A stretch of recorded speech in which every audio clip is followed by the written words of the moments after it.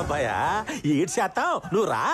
జనాన్ని మనం వాడుకోవాలి కానీ వాళ్ళ కోసం మనం కొట్టుకోకూడదు. జితేంద్ర గారి గురించి మాట్లాడడానికి ఢిల్లీ నుంచి అమిత్ గారు వచ్చారు. ఎన్న కాస్త సవర్ తీసే వరకు ఇక నీకు ఫ్యూచరే ఫ్యూచరు. నీ పోస్ట్ ఏంటి? ఎంపీ. ఎంపీ డ్యూటీ ఏంటి? ప్రజాసేవ.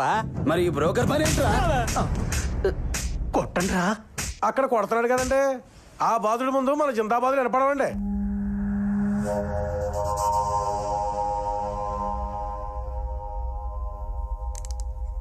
ఏదో సవర్ తీయాలంటగా, ఏం సవర్ తీయాలి? ఎంపీని కొట్టడం ఏంటి? అతనేమోనా నీ పని మనిషి అనుకున్నావా? లీడర్.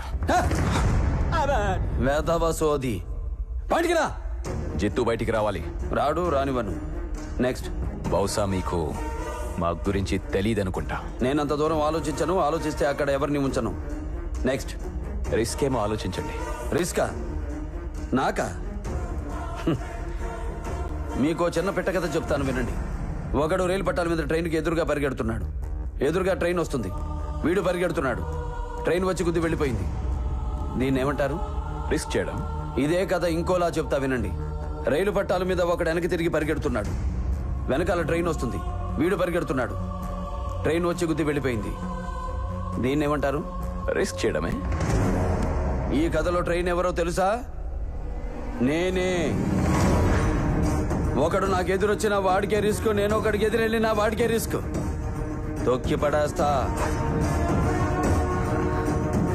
మా పవర్ ఏంటో తెలియక మాట్లాడుతున్నావు. పవరా? నీదా? నీ తలరాత డిసైడ్ చేసేది పైనుంచి వచ్చే కవర్. నా తలరాత డిసైడ్ చేసేది ఒంట్లో ఉన్న నా పవర్. నీది లాటరీ, మాది హిస్టరీ. మీ హిస్టరీలు మా దృష్టిలో చిత్తు కాగితాలాంటివి. మేము అక్కడ స్విచ్ వేస్తే ఆ ఫ్యాన్ గాలికి ఎగిరిపోతారు. ఇలా చిత్తు కాగితాలు అనుకుని ఒక రాంగ్ స్విచ్ ఆన్ చేశారు. సింహం నిద్ర లేచి గడప దాటి జనంలోకి వచ్చి గర్జిస్తే ఆ గర్జనకు మీ షేపే మారిపోయింది.